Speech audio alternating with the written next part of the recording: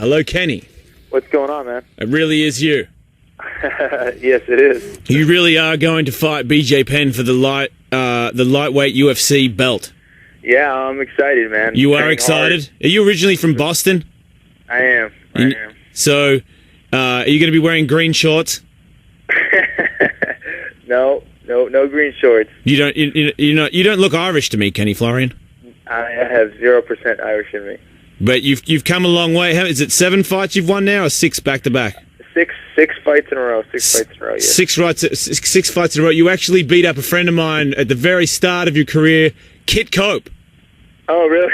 You pulled his arm off. He bitched about it for about a year there.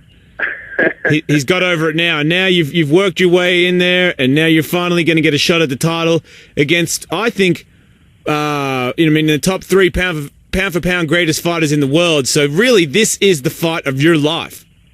Absolutely, man. BJ is one of the best, and he's the best at 155 pounds. So this is exactly what I want. I don't want to go out there and beat up a bunch of chumps. I want to face the best. Right. And is there any do you guys talk? Have you had conversations with each other in the past? Yeah, I've talked to BJ before. Yep. Is he friendly to you? He's all right. He thinks you suck. He thinks you suck, doesn't he? I can tell. BJ's got an attitude. We're gonna find out August 8th. He could say what he wants, but we're gonna get it on. Is he running your mouth? Did he run his mouth? Like, did he tell you that after he beat you up, that when you're in your bed, that you can fuck yourself like he did to GSP? He hasn't been talking as much as the past. Actually, he's actually been relatively quiet. Right. Have you done anything like mind game shit? Like maybe mailed him a bag of weed to his house? Because you know that motherfucking Hawaiian. I'm telling you, there's no way you could resist a bag of the good stuff. I didn't think of that. I should have said something. It's not too late, Kenny. It's this weekend. You could still send it FedEx, motherfucker. Get it there. This is true. This is true. Have you ever been to Hawaii?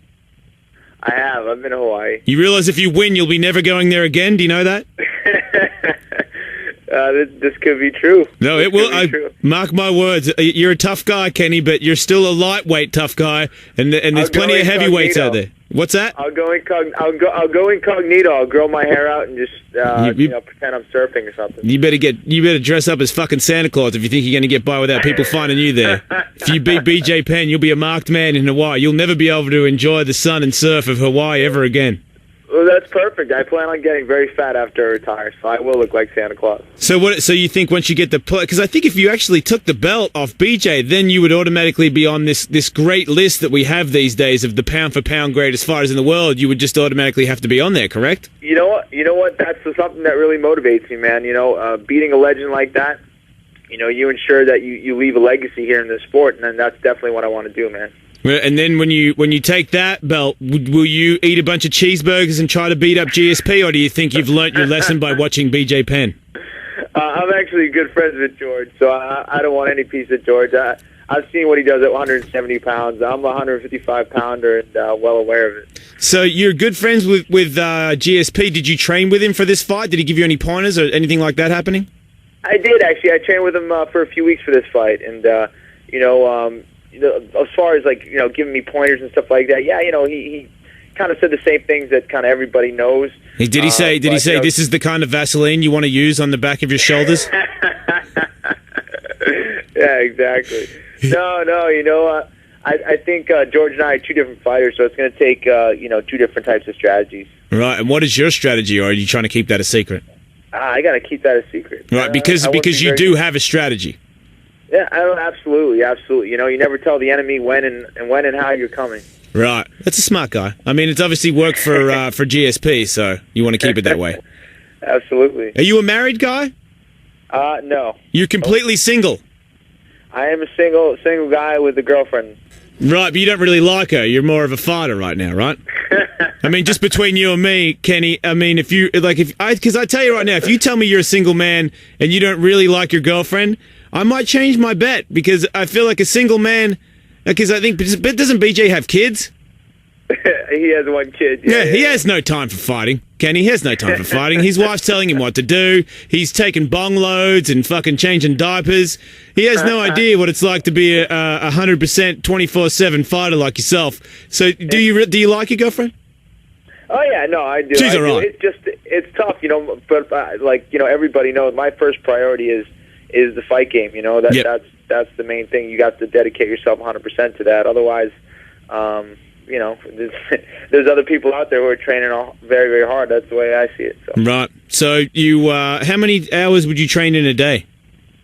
I do 2 sessions, 6 days a week. Each session is about a couple hours, so I do one in the morning and one at night, and I do that whether I have a fight or not. So I try to stay training year-round. Do you think that your jiu-jitsu will be up to par with BJ Penn? I think so. BJ's jiu-jitsu is phenomenal, but I believe that my jiu-jitsu is great as well. It's not jiu-jitsu versus jiu-jitsu. It's jiu-jitsu for mixed martial arts, which is a different animal. So I believe that I can contend with them at all levels, and it comes down to me being able to prove that on August 8th. I'm looking forward to the challenge. Right. So that somebody, because I don't think he's thought of it, but somebody's told him that it's definitely going to be some sort of submission or getting him on his back sort of a game, because you realize you cannot knock out an Islander. You know that, right?